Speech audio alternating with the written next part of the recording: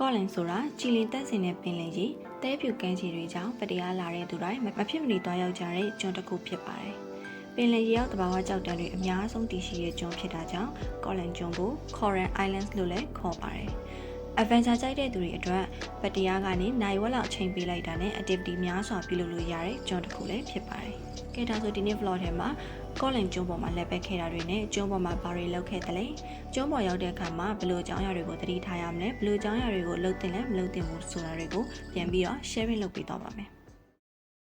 ကျွန်းကိုသွားမယ်ဆိုရင်ပတ္တရားရဲ့ဘလီဟိုင်းပီယာစိတ်ကန်ကနေပြီးတော့ ferry နဲ့လည်းသွားလို့ရတယ် speed boat နဲ့လည်းသွားလို့ရတယ်ဒီ ferry နဲ့သွားမယ်ဆိုရင်တော့ဒါဘတ်30ပေးရတယ်ကျွန်းကိုရောက်ဖို့ကို45မိနစ်ကနေမိနစ်50လောက်တော့ကြာတယ်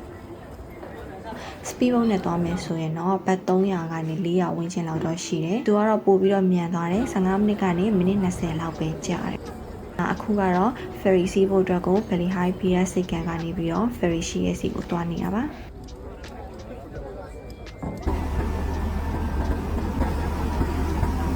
ဒါတော့ ferry ပေါ်ကနေပြီးတော့ဒီပတ္တရားမြို့ဘက်ကိုပြန်ပြီးတော့မြင်ရတဲ့မြင်ကွင်းပေါ့နော်။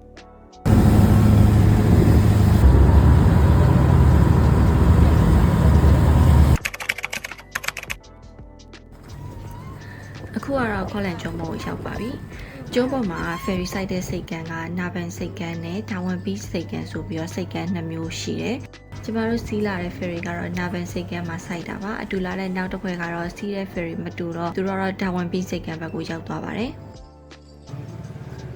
အစားအသောက်အနေနဲ့ကတော့ဈေးများတဲ့ဆိုင်လည်းရှိတယ်လို့မျိုးဈေးတန်တဲ့ဆိုင်တွေလည်းရှိတယ်။ကိုရွေးချယ်တဲ့ဆိုင်ပေါ်မူတည်ပြီးတော့ဈေးနှုန်းကတော့အနေအများကွာခြားသွားနိုင်ပါတယ်။ကျွန်းပုံစံကကြတော့ဒီကျွန်းပတ်ပတ်လည်မှာရှိတဲ့နေရာတွေအကုန်လုံးကိုသူတို့ကကမ်းခြေပုံစံမျိုးလုပ်ထားတာပေါ့နော်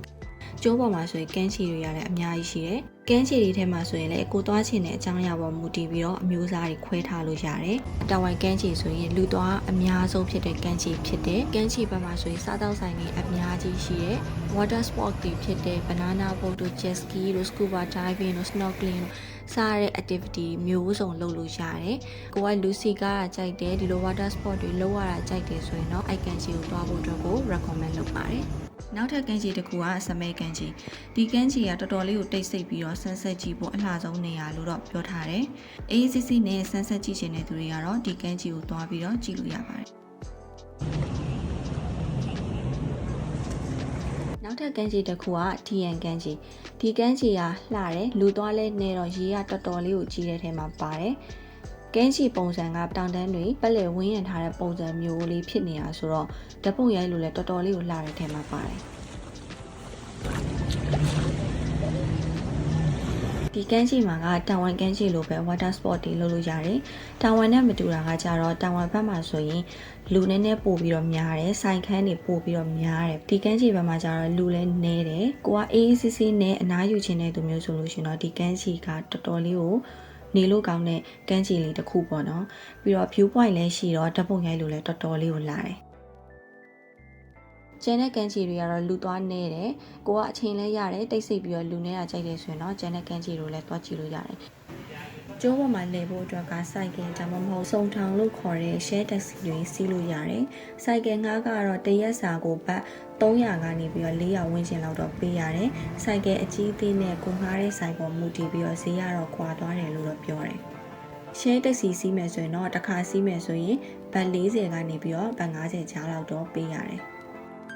လက်ပတ်ဖို့ကတော့တွားတဲ့သူတွေထဲမှာစိုက်ကယ်ကျွန်းကျွန်းကျင်ကျင်မောင်းတက်တဲ့သူတွေပါတယ်ဆိုရင်တော့စိုက်ကယ်နဲ့တွားရတာပို့ပြီးတော့အဆင်ပြေရလို့တော့ထင်တယ်။ကျွန်းပေါ်ကလူသွားနေတဲ့ကမ်းခြေတချို့ကကြတော့တောင်ပတ်လမ်းတွေကိုဖြတ်ပြီးတော့တွားရတာဖြစ်တဲ့အတွက်ကြောင့်ကိုကတငယ်ချင်းတွေနဲ့စုပြီးတော့စိုက်ကယ်နဲ့တွားမယ်ဆိုရင်စိုက်ကယ်မောင်းကျွမ်းကျင်ဖို့နဲ့တတိထားပြီးမောင်းဖို့ကအထူးအရေးကြီးပါတယ်။